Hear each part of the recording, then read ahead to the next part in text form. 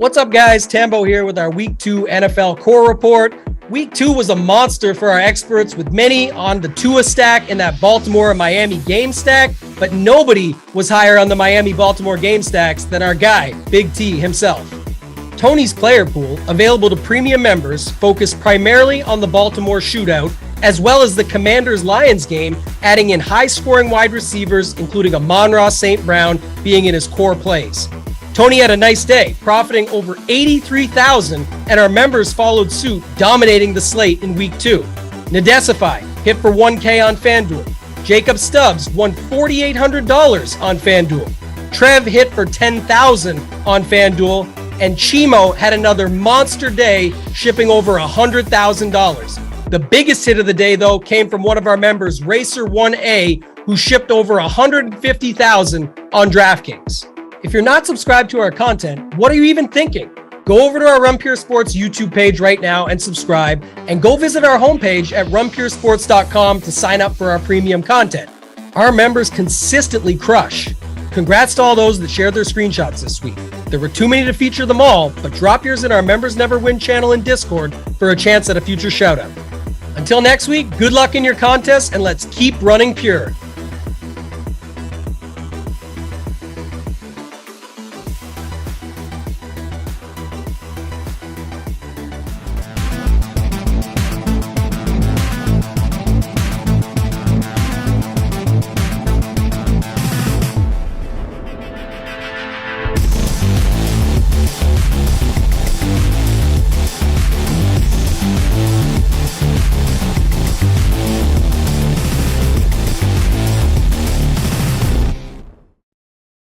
What's up, everyone? Tyler Tamboline here, aka Toe Tag and Tambo, back for another edition of the RPS Strokes Gain Show. This week, we got a special one. We got Cup Style over on DraftKings for the President's Cup.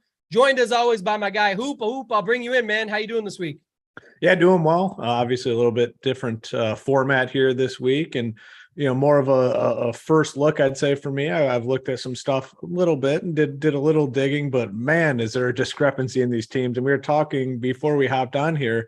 I don't understand how the international team is so bad, but then we started talking, the Live Tour, obviously the guys that went there played a little bit of a role, but man, this is a rough looking international team. And, the odds obviously follow suit with the American team being favored by like what, 600-700 minus. I think it's minus 700. The odds definitely reflected though. And at one point it was minus 300, which, people were starting to pile into the sort of their doubles, or they're just putting everything with it, being that it was only a couple weeks out. So I know a lot of money is pending on the books right now for the original number that people plugged in with stuff. And then of course we're waiting to see if it goes any further this week. But at this point, I think it's probably pretty steady where it's going to sit. Yeah, for sure. And then when you look at the prices on DraftKings, they obviously reflect that discrepancy as well, as the American team is all, the highest priced guys. You got Sheffler at 10.6, Cantlay 10.2, Xander at 10K. International player doesn't show up until Hideki at 8.4K. So, I mean, it is interesting, though, for DFS, and I'm glad they went with this sort of format, opposed to anything else. When you start building teams, there are a lot of things you can do, and it's going to be easy to get unique despite there not being a ton of different players. And this format, if this was just a stroke play event or whatever, I think Americans for sure, but this format, we've seen it in the past where weird things can happen. Now, do I think the American team wins when it's all said and done? Yeah, absolutely. But I wouldn't be surprised if it wasn't more of a sweat. Yeah. And I like what you said too, like the format we've had a couple times now. We got it at the Ryder Cup. We had it one other time, and you just look at that, like with the Cup Style, it's got a captain, right? So anyone who plays NFL Showdown will recognize that you've got your captain up top. It's 1.5x more for the salary. It's 1.5x more for the scoring. And there is some themes that will go with that. Like Hoop said, it's not just a first look, but the biggest thing about the President's Cup, when Ryder Cup was around, everything, we do have to wait until tomorrow for getting the groups as they're going out. We're going to speculate on this show. We got a little bit more news today. We saw what the internationals are doing for groups, so stick around for that. If you haven't yet hit that like button, please do so. Do us a favor. It helps us out a ton. Subscribe if you haven't already, but this will be a big week if you're not a member of Run Pure Sports to get on board. Not only did we just crush NFL again, right after Big T won the baseball championship, which we still got going on. But for golf this week, especially all of our core plays where we're actually telling you how we're starting and setting up our lineups. Hoop, myself, AP, and others. Snyder, our guy, will have his playbook out. We'll have all of this up for you on the site, which breaks down the players, information about them, their price point, and then in our Discord, which is one of the biggest factors. Again, you get all sports for one price. The Discord, we'll be going back and forth. We have been for the last day and a half or so speculating, but once we have the groups, we'll be able to talk even more strategy behind the scenes in there. So if you haven't yet done it, go to runpuresports.com, sign up, hit that like button for us now, support the group, support us as much as you can. Hoop, these groups, so like I was talking about, we'll start there, I guess. Like, instead of going tier by tier in price, like there's only 5 guys above 9K. The one note you did make, 10 Americans of the top 12 prices. So it's according with the odds, and it's proper in that sense. But the American groups feel a little bit easier to figure out. Before we do that, do you have any sort of general strategy for just setting it up? I have heard a little bit, like from last time and previous shows that people have done, about if they go out in the group together, put the cheaper guy, since they score the same points, in the captain. I disagree, but any thoughts that you have, just because I'll talk more about it afterwards, but go ahead. Yeah, so correlation obviously comes into play here, and you kind of have to predict too, because if someone's playing, you could correct me if I'm wrong in this, but if someone's playing together on day one, that does not necessarily mean they're going to play together for the upcoming events, correct? Right, and or they may not play the same amount of matches. And so if it was one day showdown, you would do that because the obvious, your cheaper guy gets the points the same as the other. You do it there. But for this, there could be a spot where a guy plays 5 matches and the other only plays 4. And that could be the difference maker in your lineup. Yeah. So for sure, the one thing you want to go through and figure out is who you think is going to play 5 matches, who's going to be out there more often than anyone else. I think that's the number one thing. And then the number 2 thing is figure out which guys are going to be grouped together most frequently, because that's where you kind of get your correlation. So I think those are the number 2 most important things. Figure out who you think's playing all the events. Like we saw last time out with Dustin Johnson, right? He played all the events, and I think he won all of them, and he was on optimal easily. And then you got to figure out which guys are going to be together most frequently, and you're off to a pretty good start, I feel. Yeah, and that was the example I was going to give why I said I disagree with some of the information out there, is because last time at the Ryder Cup, it was DJ and Morikawa. Everybody went with Morikawa in the captain, DJ in the flex. DJ ended up playing all 5 and winning handily, and ended up going on to be in the captain spot while Morikawa was in the flex, the opposite of how most people set it up. And I can give a quick example here. Again, we don't know how it's going to shake out, but JT and Spieth went out in their practice groups. They're likely to be together. Spieth is only 7,000 in the flex, or obviously what that equates to is 10.5 into the captain. You can easily fit him in and then fit JT. But here's an example, just going back to the flex pricing, do a little bit of bouncing back and forth. Spieth is 7,000. What if he only plays 4 matches? And what if Corey Connors plays all 5 for the internationals? You could just be a little bit different and pair JT with Connors. I think JT gets 5 for sure. Connors likely or possible to get 5 on the other side. Again, nothing's guaranteed, just talking general strategy and ideas, where if Connors beats Spieth, because what we do know, and we also saw the last couple times we've had this format, matches outweigh the victories and stuff, in the sense that sometimes if a guy gets 4 matches, and it's not guaranteed that he wins all 4 for the American side, versus a international who plays 4 or 5 matches and does okay, or just makes it so it's a bit of a fight, they can outscore them still. And so that's an example where you get money back, build your lineup completely different than others who are thinking they need to correlate the captain with the other pair member. And next thing you know, you've got a lineup that has more upside and outs to the top. Well, they're a sitting duck when someone's not in the 5th match, or not playing. They're all in the 5th match for singles, but didn't play 5 matches, is my point. So I think you nailed that. Let's start though. Let's go into this American side. We'll compare it to pricing after Hoop, but I think we've got an idea of some of these teams. So the first group they went out in, and they stuck with it today, which is the key, was Cam Young, Max Homa, Tony Finau, and Colin Morikawa. So if you were to set this group up, Hoop, what are you thinking for these pairings? Like, what? This is the hardest one in my opinion, but what do you think we see? And is there any of these guys that you see playing the all 5 matches? So who it was? Cam Young, Max Homa, Finau, and who's the last one? Morikawa. Yeah. Morikawa. Okay. Looking at this, I would assume that Finau and Morikawa play together, maybe. I don't know. And then Cam Young and Max Homa. Now, does everyone play? There's people that sit out, right? Two are going to sit out the first day, and I think it's going to be Kizner, Horschel, but we'll see. We'll chat about that in the next group.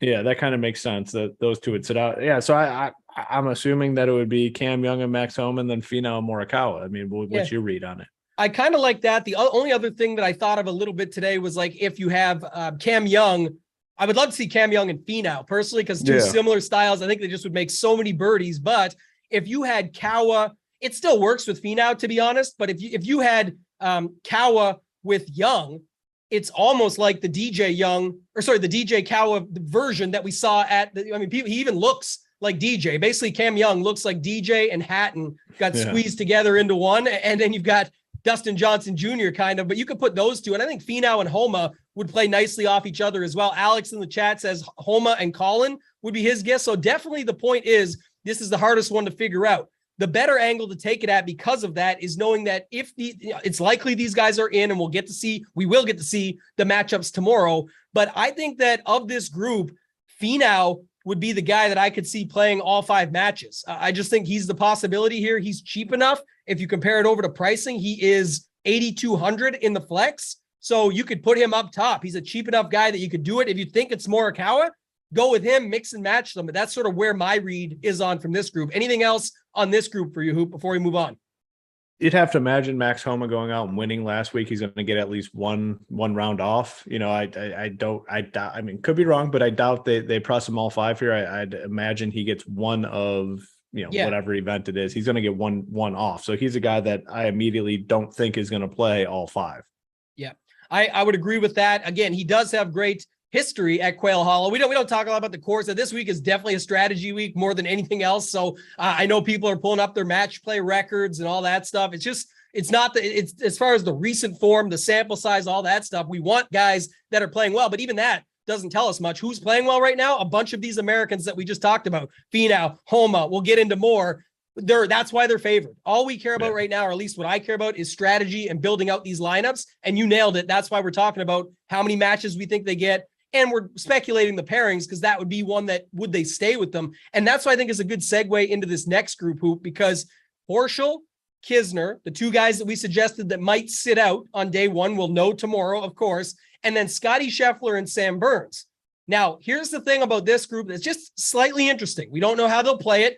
The obvious would be Scotty and Burns together, the Bible narrative, right? Bible season, rooming together, playing cards, winning events, playing each other in playoffs this season. They have the history, and it would make sense to put them together. They should dominate, but there is a little bit of a caveat there in the fact that Burns and Horschel play the team events together. They played the Zurich Classic the last 2 years and came T2 to the guys in the next group, X and Cantlay, this past year, and T4 the previous year. So what I would say is this: even if we see Scotty and Burns go out in round 1 together, who knows? But the next time they go out, you could see that, like, Scotty can play with anyone. Scotty's playing 5 rounds. I don't think there's anywhere around that. That's why he's priced accordingly, and it's what everybody would expect. But I could see where they swap the teams a little bit, and Scotty gets in with one of the guys sitting on the bench, and Burns and Horschel end up going together.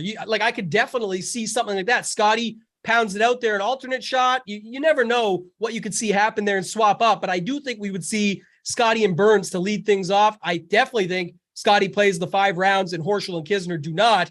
Burns, to me, would be the wild card. What are your thoughts here on this group and everything we just went over? Well, isn't Kizner a Texas guy, right?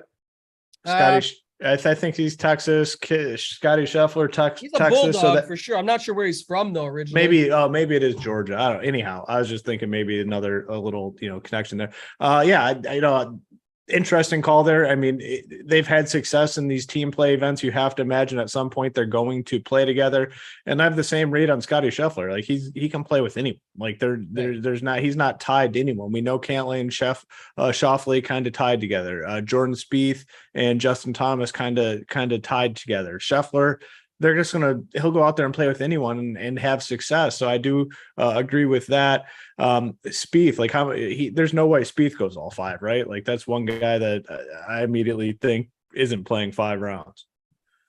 Excuse me. Yeah, he's in the next group, and I also think the same on that. Again, we'll go there in 1 second. I was just going to add one point though, is that someone mentioned it in the chat, like could see that happening.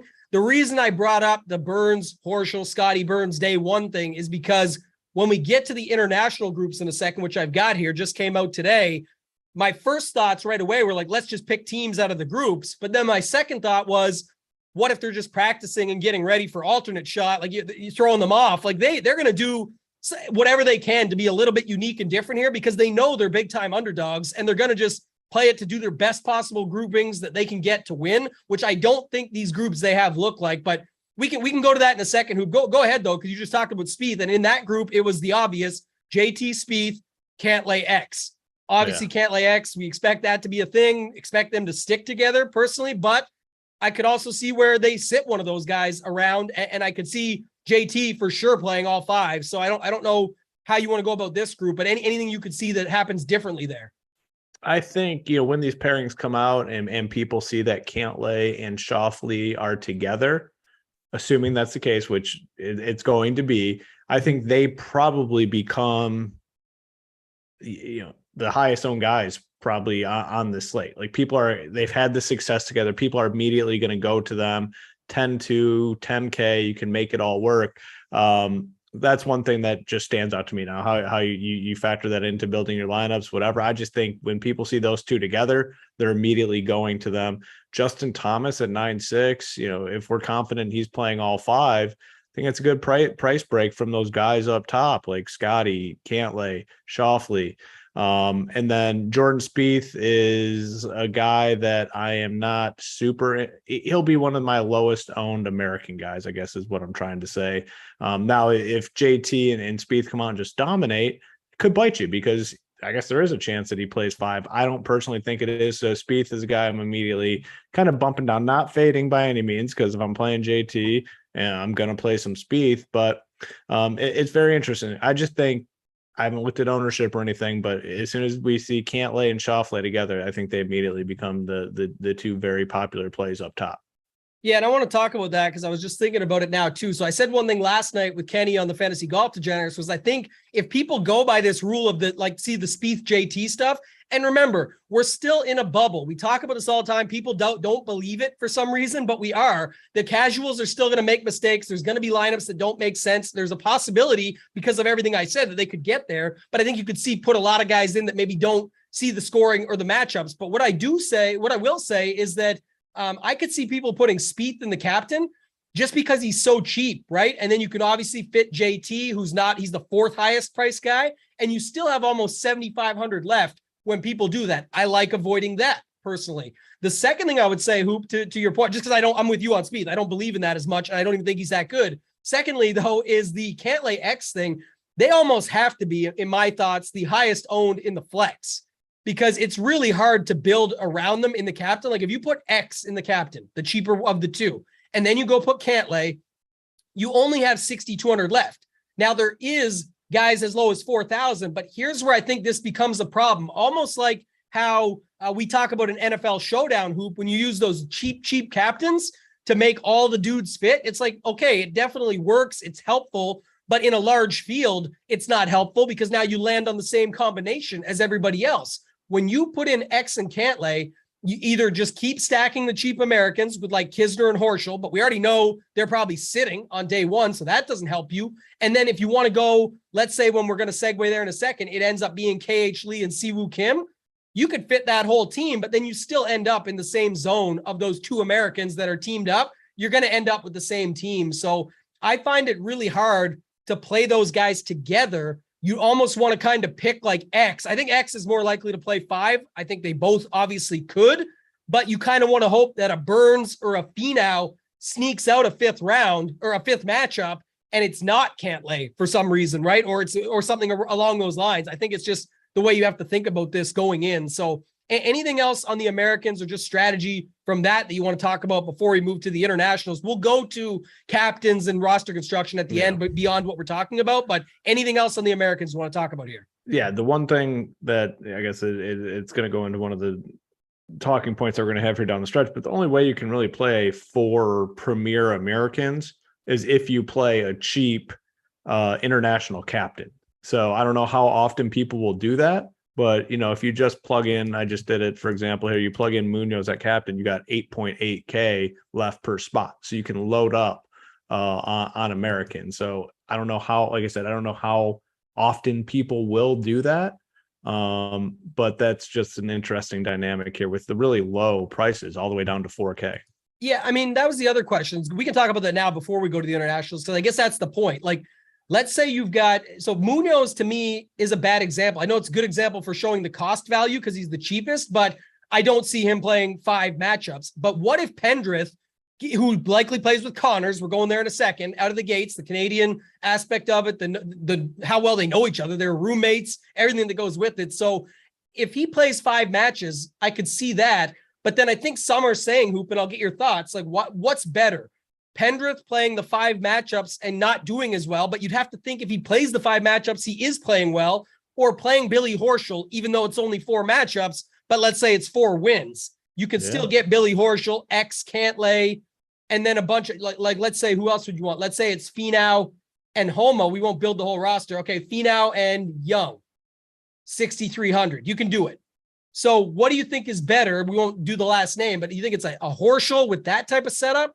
Or do you think it's using an international you expect to get 5 rounds and loading it up from there? I guess, again, this is probably a dumb question. It's been a while and I forgot how this format fully works. Do you need golfers from both sides, or can you play all? Okay. All right. So, yeah,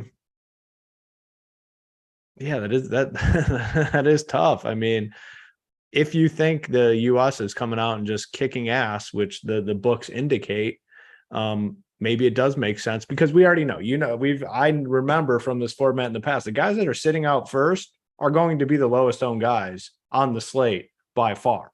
Like, is that how it played out last time? Can you remind me? Because almost as anybody sitting out gets lower ownership because of that. And that was kind of my point, where you could have a guy play 4 matches, still do well, and then beat the other side. It definitely happens. So that's interesting. I don't know what the best route is. Honestly, I don't. I mean, I guess for me, I'm a donkey, and I'd probably still take the guy that's starting on day 1 on the international team, because is there any chance some of these guys, Americans, only play like 3 rounds? Is that a possibility? Or will everyone play 4? Anything's possible. I just don't suspect it on their side, especially because the way they do it, like you said, maybe one sits here, one comes in instead, like they flip it around that way. But I would expect them to play 4 to 5, depending on who they are. Yeah. Okay. So anyway, the point would be, and I think we said it within that conversation, is it's interesting because that's kind of the whole point. You have to decide when you're building your rosters. No one knows because it is what it is right now. But Billy Horschel in the captain or Pendrith in the captain could be a factor. If Pendrith plays 5 matchups, it's likely because he's playing well enough to carry on and at least scoring some or doing something. And if Horschel ends up going 3-1 in his matches, then that could be the difference maker, right? A setup like that, where again, it maybe doesn't make so much sense up front to you in your mind, but if you can see it playing out that way, it makes sense to me, because why would Pendrith or KH Lee, as another example, why would they be getting 5 matches if they weren't playing well?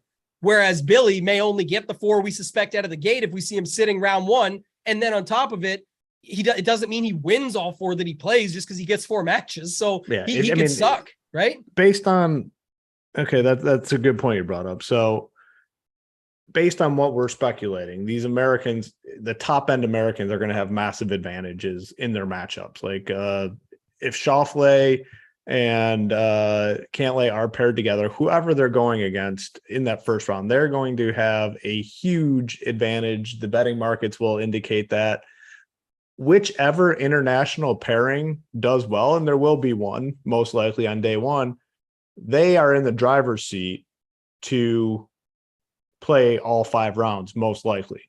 So whoever comes out day 1 and plays well on the international side, which there will be a team, that grouping is going to have to be in the driver's seat to get all 5 rounds. So, whoever is not, like, okay, I don't want international guys going against Cantlay and Schauffele, for example. I think that's the strongest pairing, assuming that's what happens. So whichever group is against them, I might look just to, get way underweight on. So just kind of talking through this. I mean, this is not a game that we typically play on a weekly basis. It's very rare that we get this in PGA. So it's new for us. And again, I don't know what's right, what's wrong. So just kind of talking through the process here as we go along. Yeah, and do us a favor, guys. If you're just joining us here now, hit that like button for us. Helps us out a ton. Keeps these shows free. And like Coop said, we're going first look, but we spend a lot more time, I think, than most others out there on the actual strategy, the game theory, think it through, which is where the actual edge lies. Even if it's not all what you think or what you want to hear, you take different thought processes from that and put it into your own process. I think that's the key, and that's what's helpful. So help us out. Hit that like button. It would be great if you did. So let's move on. Let's go to this international team here, and I'll talk about it because this is what came out today, right? So first group we'll do Adam Scott, Cam Davis, 2 Australians, with Tom Kim, the rookie, and the vet, Hideki Matsuyama. Now, my first initial thought was like, oh, that's interesting. The obvious is Adam Scott and Cam Davis. The other is that it's a veteran with a rookie, Tom Kim with Hideki Matsuyama. But when you see the other groups, you're kind of like, oh, that's not what I expected from the original speculation. So I was talking with a buddy and he thought this. He said, what if they're just getting ready for alternate shot? They could just be practicing for that, right? And you could see some of that. Or again, Hideki, a guy just like Scotty, where expecting to play all 5, but he could switch things up. There's also speculation, Hoop, on this group that Hideki Matsuyama, don't forget about the neck injury in the back and all that. Like, I think he's going to be sort of someone people go to here, Hideki and Sungjae both, as a plug and play for 5 matches. And what if Hideki doesn't get 5? I think he still does, but injury, things like that, anything could happen. So what are your thoughts on this group? The obvious being Adam Scott, Cam Davis, the Australian connection. Could see them playing everything together, at least that, but maybe Cam Davis still only plays 4. Maybe Adam Scott still only plays 4. He's a little bit older now. And then Tom Kim and Matsuyama are in the group as well. Go ahead. Oh, mute.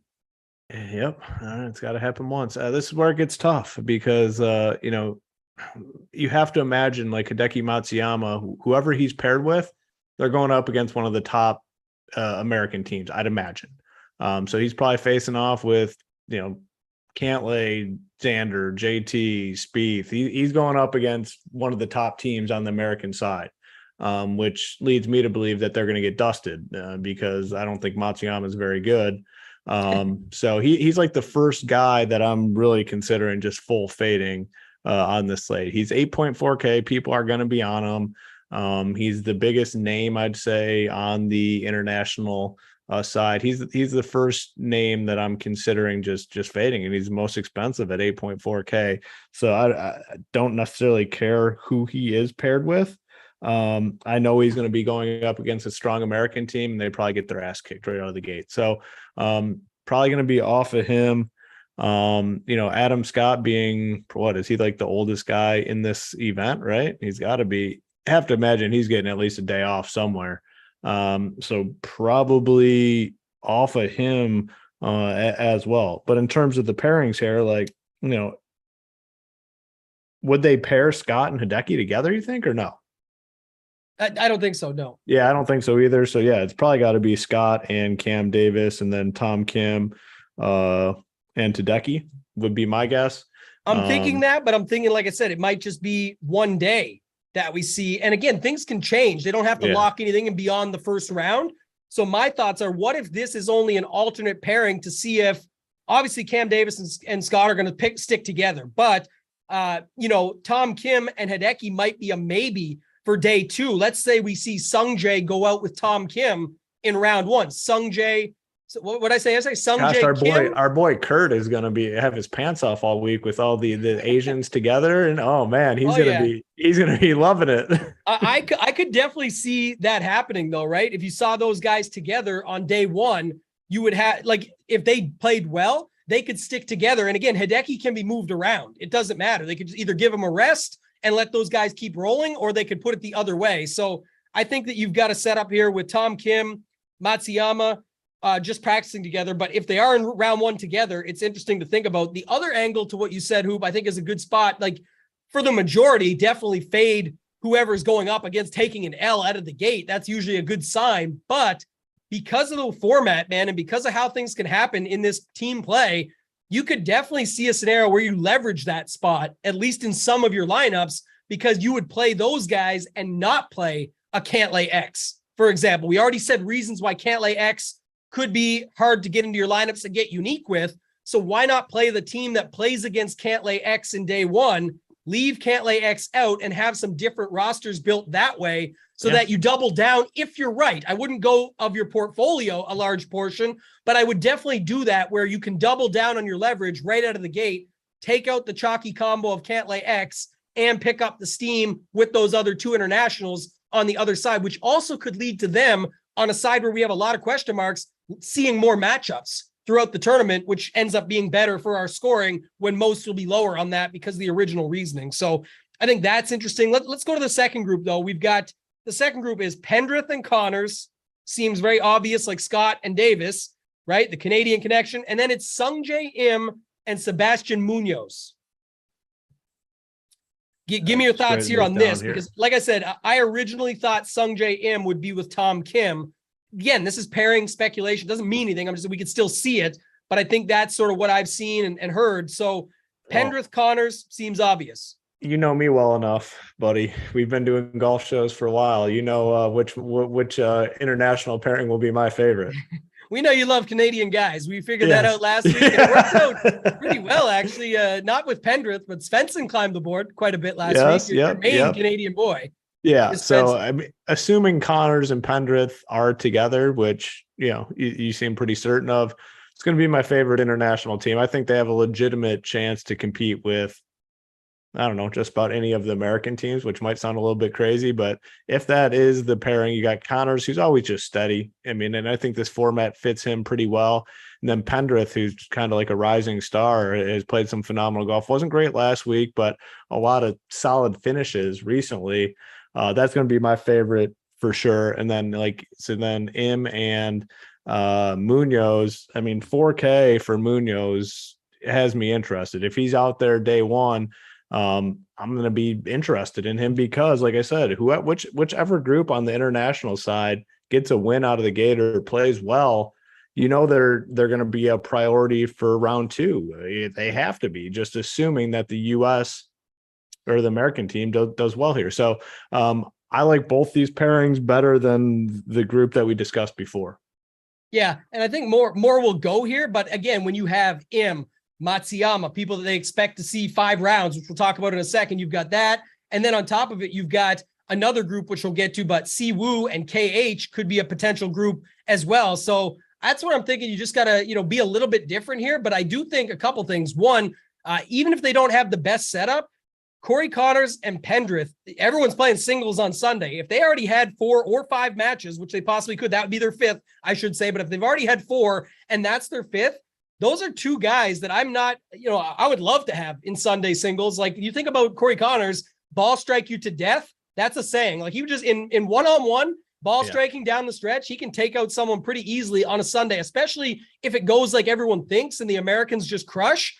He has nothing to lose. It's going to be like Sunday at a tournament when you're in 60th place, just fires at the pin all day. So I could see that. Pendrith, also another guy. I know that he had Finau take that one away from him earlier this season, but man, he was pretty good for Saturday and Sunday that week to be able to go, mano-a-mano down the stretch. That I just think he's good in that sense as well. So while it could get a little bit popular, it is a pairing that I like. We'll see what happens with Im, Munoz. My other thought was a potential for a pairing would be if Bez sits, and who would be the other guy that sits? If Bez, we're going to the next group, but if Bez sits. How did this guy make the team? Good putter. Yeah, exactly. Think about what happened on this side. They lost Cam Smith, Neiman, Answer, amongst others. So KH could sit too. I guess we'll have to wait and see. But here's the next group anyway. Mito, Bez, Siwoo, and Lee. My thoughts, Hoop, is that this is kind of like the Kizner Horschel spot. I think Mito and Bez could sit, and you could see something like, it's so tough to say, but I was going to say Sungjae with Tom Kim, KH Lee with Siwoo, like he's in a group with, and then it ends up being Matsuyama with someone else and goes from there. But any thoughts on this group? Mito, Bez, don't see them playing 5. Siwoo and KH are an interesting combo. Yeah, so I mean, this is where it kind of gets interesting with a guy like Mito, I'd say, especially if he's sitting out right out of the gate. So if he's sitting out right out of the gate, he's going to be low owned. But he's only 4.6K, so that can go a long way. And he's a guy that I do think has some upside. Like he can string together really good holes of golf and really good shots. So I think he'd be interesting if he does sit out. I'd play him regardless. I'm going to play all these cheap guys because, like I said, it does a lot for your lineups. I mean, it really opens up what you can do. Bez is a tier up there at 5.4K. I kind of hope Bez gets out there round one. I hope he has a matchup because I'd be more inclined to fade him. I just think he's totally outmatched in this format. So honestly, when it comes to these like last group of guys on the international side, the ones that sit out, I probably have more interest in than the ones that are actually playing in round one, because they're going to get the top of the line American matchup, where a guy like Mito, if he sits out, maybe he falls into a matchup with like Kevin Kizner or someone who he's better than Kevin Kizner, and obviously Kizner's partner is going to be better than him, but maybe he falls into that matchup day two, which would be good for him because they could have an advantage in that matchup. So the international guys that sit out round one, I'm more interested in on the cheaper end here than the guys that are actually playing. It could be interesting too, because that's another good point. You already brought it up earlier. You've doubled down on it, and I like it because the point would be also, if you're building like a 5-1 Americans and you just, like I said, want to get a random international in there, you could build in the guy in the 4 set that are in your 1 spot. That's one of the internationals that only plays 4 matches, and it still could be better than one of the Americans playing 4 matches that most people will have in their 6-0s with 6 Americans and no internationals, or in their 5-1s where they're using like a Sung Jae Im or Hideki or Connors, instead of you just using a cheap guy where one of the guys in 4 matchups could beat one of the guys in 5 matchups if they suck, right? Or get dusted in singles and have a bad pairing on the Sunday or anything like that. So I think that's another interesting angle to look at. And then the other thing I was going to say is, if we see, this is where, again, I think you could get some real leverage. It's a little wild, but we've played these, what I call 2-4s in NFL Showdown, where you have like a wide receiver in the captain, his quarterback in the flex. You hope they just throw 3. Stephon Diggs last night. You had Diggs with 3 touchdowns. Allen here, you save some money. He pretty much went to 1 guy, and then you could get 4 guys from the other side. It doesn't work in a blowout, but here, what if you saw a Siwoo Kim, KH Lee pairing tomorrow?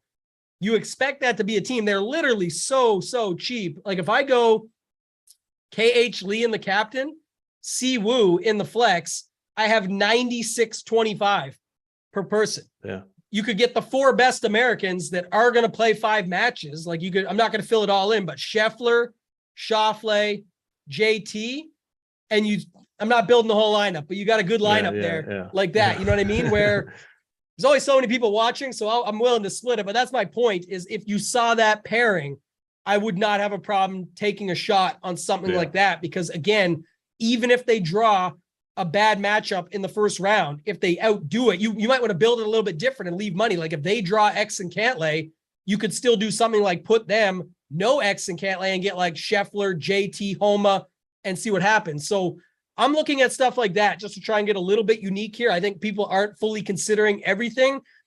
Heaviest though, Hoop, going back to strategy now, 6-0s, 5-1s, 4-2s. Like it has to be that, that way, because I just don't know how many will commit to it. I also don't know if everyone knows you can just play 6 Americans. So as much as you'd think it would be very popular. I didn't necessarily know that. I mean, I think people are thinking showdown format when they see this, where it's got to be 5-1. Now, I mean, where it gets super interesting, and in terms of roster construction, I mean, there's no one that's going that opposite direction where you just load up on the international team. I mean, yes, 7-1 Americans for sure, but it's golf, man. Like it's golf. These international guys are not, I mean, they're much less skilled, but we're only talking like 4 rounds of golf here. Like they have guys that can get hot on their team.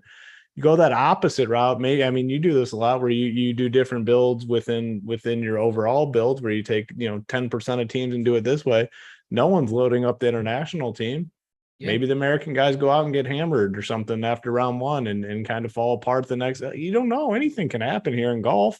Now, if this was a NBA game where somebody's favored by 7-1 favorites, I mean, not as likely. I think this is a little more likely, where the internationals could could surprise. I mean, I don't know. I mean, you if that does happen, if you go heavy like 4-2, 5-1 international, and they pull this thing off, you're winning all the money because no one's going to do it. Yeah, it's definitely true. And in golf, in a team format, internationals in this case, it's all non-Euros, which is what makes it internationals for this event, would be guys that been playing a lot more golf lately than these Americans. Like Max Homa was the interesting one. He was the only American to play or the only President's Cup American guy to play in that event and won, but nobody else has really been playing as much. Again, they're just so much better. But to your point, Hoop, if you have a large portfolio, I would definitely say like 75% is American blowout, 6-0, 5-1s, 4-2s. If you want to get a little bit different, put another 20% towards, if that's 70%, put 20% towards maybe the 4-2s, or where the internationals are a little more involved in your thought process, leveraging the common American builds like that. And then if you want to do 5 or 10%, 75 and 20 and 5, or 70, 20 and 10, whatever you want to do it like, you could just build some international show up, 4-2s with international and the captain, 2 teams of them starting out that you think stick together and play 5 rounds, and then a couple Americans on the other side. Again, looking for some different builds, a bit of a hedge strategy there, but we're not saying to go nuts with it. I think I lean sort of that way exactly. If I was going to say it in that sense, Hoop, anything else from you on that, or what else do you think there?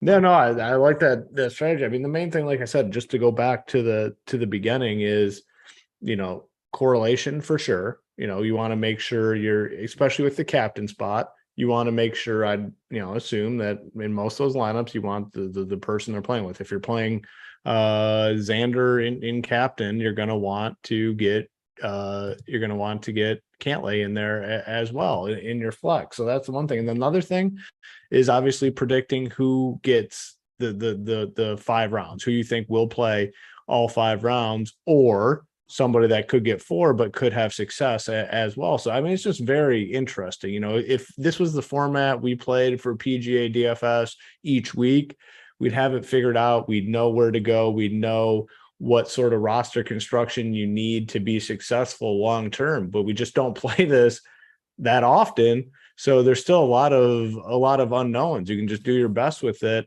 and try to make it work. Now, if you are using an optimizer, I would really, with a fine tooth comb, go through everything and kind of make sure things line up and make sense, because you don't want a ton of teams where guys are going against each other right out of the gate, for sure. So that part's obviously important as well. Yeah, and you could set up rules that would take a lot longer for this type of format and setup, but the point would be it's another good week too if you just got the 20 lineups or something. It's just to hand build them out. Get a old pen and paper method. You got the teams. You'll see the matchups when they come out tomorrow. You can use the same thing we just talked about, where you've got 12 to 15 the one way you want them. Use the other few the way that you want to go different a little bit, and then the last couple for like internationals. What if they show up? What would that look like? And leverage the field that way. So I think that's definitely how I'm going to approach it. I just don't think they show up. So that's why a lot of my lineups will be very focused to what we talked about up front, 6-0s, 5-1s. But like you said, maybe the one-offs aren't Hideki, Im, and Connors as much, because that's where people will be going with their one-offs, and you won't give yourself any spots that you can really leverage the field as much. So captains will be another place to do it. But like I said, we'll have everything covered at Run Pure Sports. If you guys haven't done so yet, hit that like button, get on over to runpuresports.com, sign up now. You can get right in, all sports, one price. There's like 8-9 sports plus that you get, 4 or 5 going on at pretty much any given time. The weekend sports, especially MMA, NASCAR, all those on top of the daily sports, golf, football being the biggest right now. So check us out there, runpuresports.com. Hoop, final thoughts we get before we get out of here, and then we'll pick like a top scorer is how I think we should do it. Yeah, it's going to be a fun event. It's always nice when they mix it up, and it will be fun to follow for DFS as well. But it comes down to roster construction, comes down to how you build these teams, who's playing the 5 rounds. There's going to be, I think an international team or some players that do well. Like, are you able to get access to those guys, or those guys you're targeting? It's going to be a fun week. It should be like fully televised, right? Like they should. Yeah. It's a lot of fun. It's not getting as much hype right now because of the live stuff and everything else that sort of let it down a little bit for some, but it's still going to be good. Like we'll have to see how it shakes out. Yeah. Going to be a fun week. All right, let's do it this way then. I guess, like, maybe a couple captains you can see using, or maybe, someone you think is going to be the top scorer on the slate that's a little bit off the board. Any bets if you have them? Just what do you want to add in here at the end for our winners section?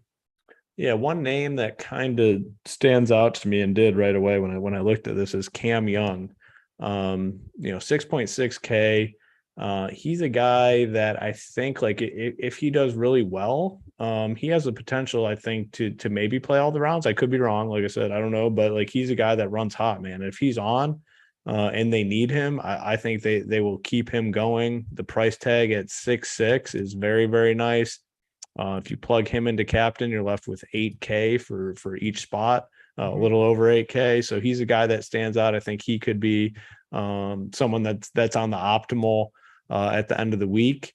Then I'll give someone on the international, Taylor Pendrith at 4.4. I mean, I got to play Pendrith. I mean, he's a guy that can also get hot. I like the fact that he's likely paired with Corey Connors. So those are kind of two guys I think that could absolutely, do well this week for fantasy purposes. Yeah, I like those calls. I'm with you on both, but I'll give a couple different. I'm on Fee now. I didn't talk about this earlier. This is all narrative based. I don't care about this, but just, he's already been playing incredible golf. What more would you want? But he posted a video, or his kids sort of filmed him on the weekend. He shot a 60 on an 8,100 yard course at elevation, but still posted the video, had like 3 lip outs on the front 9. It looked like he could have shot like a 57, but he's pretty dialed. I think he could see all 5 rounds. I bet him at 10-1 to be the top scorer for the Americans. So I like him quite a bit here. And then the other guy down low, if not going there, is Siwoo.